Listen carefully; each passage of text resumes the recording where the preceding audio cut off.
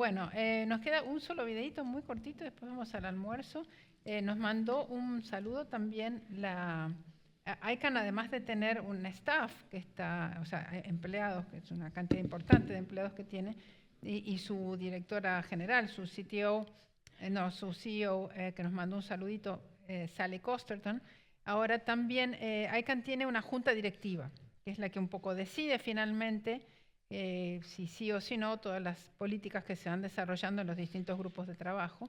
Y ella se llama Tripti Sinha, ella es de la India, pero vive en Estados Unidos, tiene un cargo muy importante en la Universidad de Maryland y nos ha mandado también un saludo, es en inglés y tiene subtítulos en español.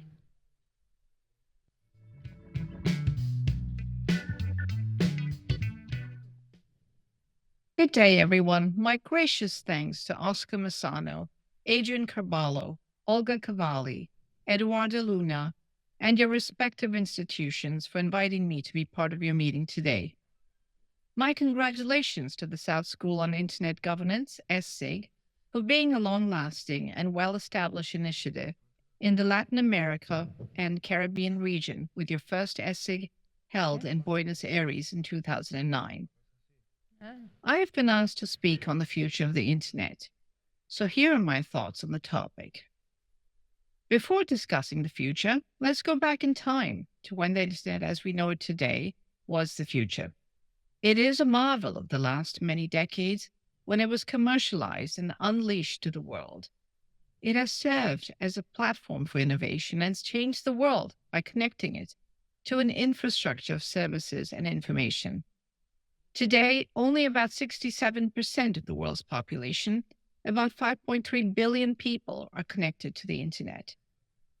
Now, coming to the future of the Internet, I will speak to you about it in two parts. One, what I see as a continued evolution of the Internet, and two, how such an evolution can be achieved.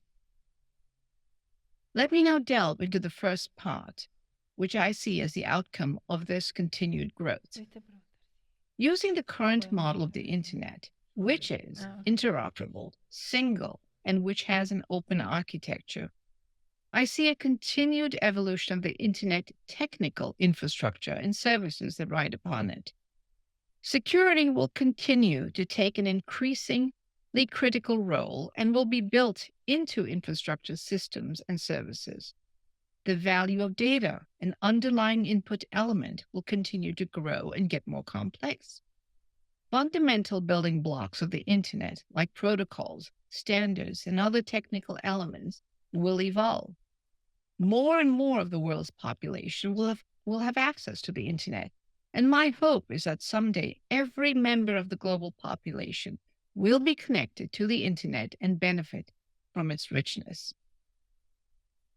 Services that ride upon the Internet will only become more feature-rich with innovative applications. Augmented reality, coupled with artificial intelligence techniques, will make Internet applications render a real-world 3D experience. Digital information will be greatly enhanced in how it is consumed and perceived, and easily accessible via the Internet. Recent developments in AI pose both extreme positive benefits as well as challenges. Internet infrastructure technologies will benefit from the application of AI to gain efficiencies and resilience. Other frontier technologies, like quantum technologies, will potentially enhance the capabilities of the Internet.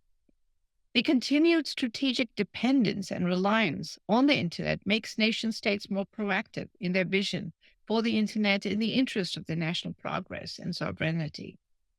The world is multicultural and multilingual. The Internet will continue to evolve via the Universal Acceptance Initiative to ensure that it is multilingual and welcoming of the world's vibrant multicultural community.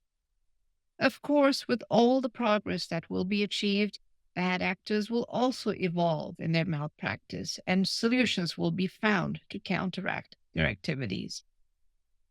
Now, coming to the second part, I would like to share with you some thoughts on how this can be achieved. The Internet is constructed upon the foundational principles of open standards and open architecture and interoperability. Holding these principles sacred enabled intelligent minds to come together and continue coming together to innovate and create. These activities have led to technologies that have built the internet and services that ride upon it, and which we all rely on so much. We must continue to preserve these foundational principles into the future.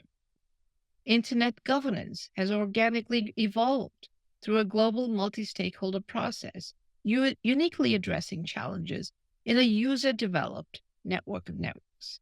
The multi stakeholder model of Internet governance is one that enables stakeholders from multiple sectors to come together in dialogue, to share viewpoints, and drive towards consensus based decision making. This approach of broad inclusivity and democratization of stakeholder participation has yielded a system of voluntary standards, best practices, cooperation, and trust. ICANN, deeply rooted in the multi stakeholder model, emphasizes transparency, inclusion, participation, and expertise as imperatives for governing Internet related discussions. This principle of multi stakeholder inclusion must also be preserved into the future. In conclusion, the future of the Internet ensures that it is open, accessible, and inclusive, ultimately empowering all individuals. In essence, the future Internet continues as a critical resource, and access to it is a fundamental human right. Our unified objective must be to sustain the single Internet via global multi stakeholder processes as a catalyst for good, a platform for change, and a pathway to a brighter, more interconnected future. I wish you a very successful ESSEC 2024, and I hope you engage in deep, thoughtful, and future looking discussions. Thank you.